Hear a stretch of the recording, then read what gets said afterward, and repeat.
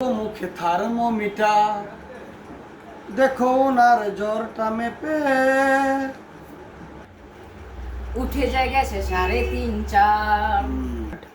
কোন ডাক্তারে জ্বর সারাবে পড়েছি অসুখে অল্প বয়সে দুদিতা বেড়ে চলে কি হবে গো শেষে তবে কি ভালোবেসে প্রাণটা যাবে যাবে। না না না না কোনো সুধে নয় আমারই ছোঁয়াতে সেরে যাবে সব রূপ এক পলকেতে।